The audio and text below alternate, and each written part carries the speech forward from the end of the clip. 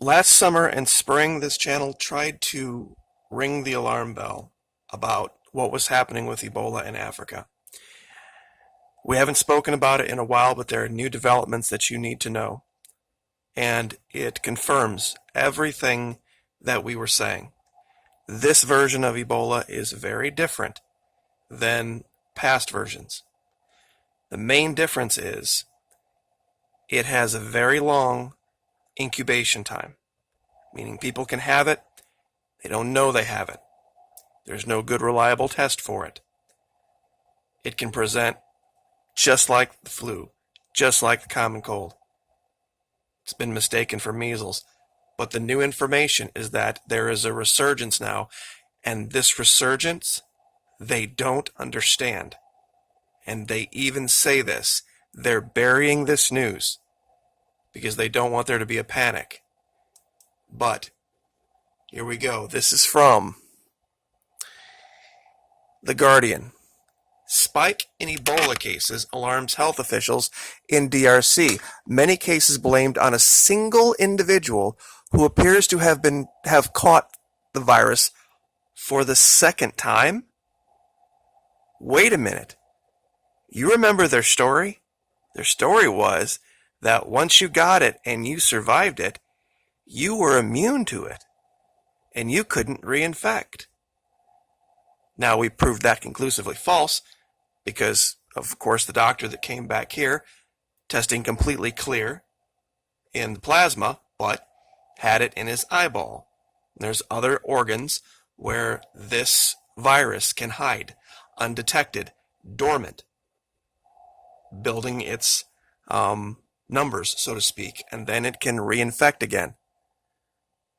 Wait till you listen to this. You're not going to believe this. Health officials are investigating an alarming spike in Ebola cases in the DRC, and this is just in the last month, with many blamed on a single individual who appears to have contracted the disease for a second time this year. Amid the struggle to bring the 16th-month outbreak under control, the World Health Organization noted an almost 300% increase in cases in the last 3 weeks, with 17 of 27 linked to a single chain of transmission. And they show this here. As you can see, they're coming back up. But it's not just about the numbers, it's how. This is the part that should terrify everyone. According to officials, it appears to be the second time the person has been documented as suffering from Ebola in 6 months. An investigation is being held to understand the circumstances around the case. 10 cases were notified on Wednesday in Mabalako, North Kivu, where the individual is believed to be from, after another 6 on Tuesday, according to officials who noted that 3 out of the 6 were practitioners of traditional medicine. The spike and the worrying circumstances behind it appears to buck a trend towards a declining number of cases, although security issues in the key zones of Beni, Biakato, and Mangina had recently paralyzed the response after violent attacks on health workers. We're going to talk about that in a minute. Among the possibilities being examined are reinfection with the disease, which would ring the most serious alarm bells, as no case of reinfection has ever been recorded before, or a relapse. This is the difference with this version of it. It's very different. It's not like what you see in the movies, where some guy gets infected with this thing, and then in 48 hours he's a puddle of goo.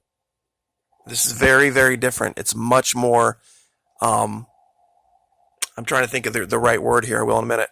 While rare cases of relapse have been documented in which a person has recovered from Ebola gets its symptoms again, reinfection would mean a person who has recovered has been infected anew with the virus by another person, a circumstance so far undocumented. Experts have long been anxious about the risk of recurrence because the virus can persist for months in areas of the body that are immunologically protected: semen, certain fluids, sweat, aqueous humor, the eye, urine, breast milk, and spinal fluid after initial onset and recovery. That has led researchers to speculate about the continued risk of transmission in individuals not showing any symptoms, including through sexual activity, leading to reactivation of the illness. This is what we were trying to sound the alarm bell about when they were letting all these people in through Texas. that there's no way these people can 100%, meaning the medical authorities in Texas could not say, they had no way they could say 100% for sure these people are not a threat because of this very specific thing that has been documented. And I'll show you the peer-reviewed case studies that prove this, and I'll also link them as well. Okay, reinfection, relapse, and recurrence are all sources of acute concern in controlling the outbreak, as Ebola survivors are employed widely in treatment centers in the DRC on the, you ready for this?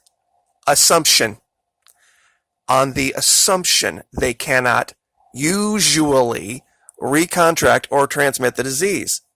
In July, another patient died from what was also presumed to be a relapse or reinfection, calling into question the assumption that Ebola survivors have lifelong immunity from the virus. They are wrong. They were wrong. They admit it here, and nobody is talking about it.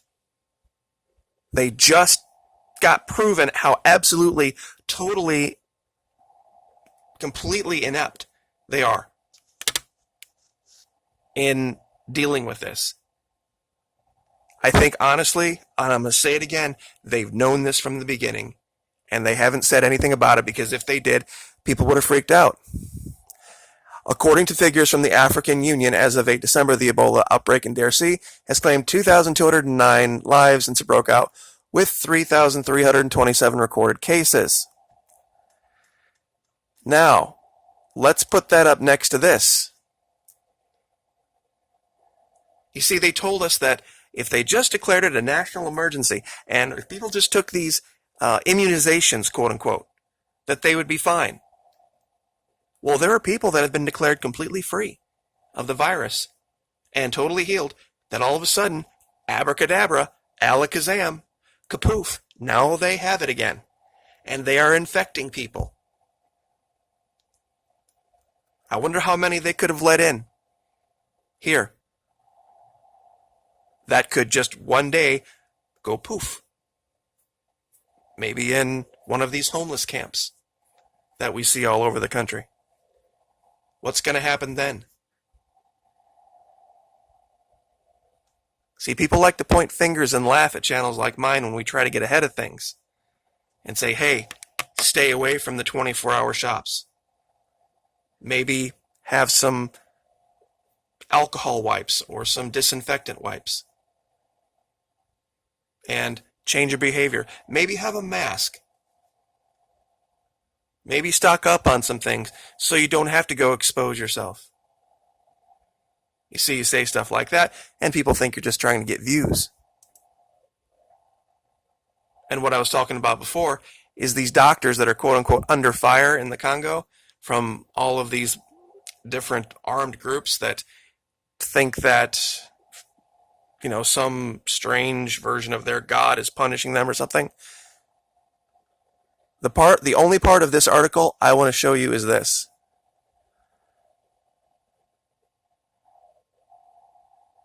And let me see if I can find it. This woman who is talking in this article is from Haiti. And she's going to come home at some point. And when she comes back to Haiti, she may test clear. She may test completely uninfected. And she will have it.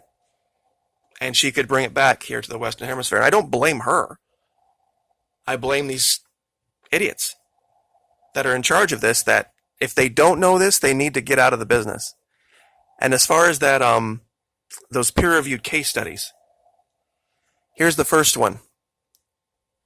And this is from ScienceDaily.com. Lung-specific Ebola infection found in recovering patient, meaning that the virus sheds in the lungs. You can get it just by breathing the same air. And they don't want to say this. They don't want to admit this, that it's airborne. But between that and mosquitoes, no way. There's no way it's not. Here's the second one. This is this is PLOS. This is the Public Library of Science. This is the Single best source of peer-reviewed factual studies.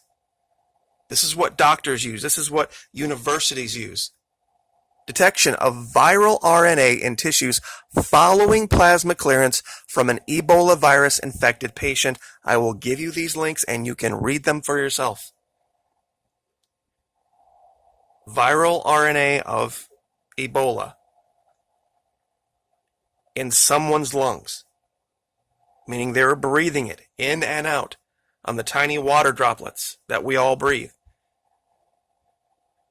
And that's all it would take. And this article, this last one, is from actually last year, but I think it's important to talk about it again. Half of all Ebola outbreaks have gone undetected. Why? Because it doesn't present, and a lot of people can beat it. But that doesn't mean they can't transmit it to those who can't. And once again, first in this particular case, instead of the description, I will have to use the first pinned comment to give you all of these links, and you can read all this for yourself. But it ain't going away, and it's getting worse. And now they're being forced to admit now that they were completely wrong in their assumptions about a person being infected and recovering, not being able to be reinfected unless they contact someone else new. That was their assumption they were wrong about, or the assumption that they had lifelong immunity. The blood tests don't work. So I'm going to do more videos coming up about all of the basic things you can use to protect yourself. Because now the likelihood of it being here is really high, because we let in hundreds and hundreds from the Congo. And there's no way anyone in the medical community in Texas where they came in can say that these people can't infect based on the new information. Like, share, subscribe.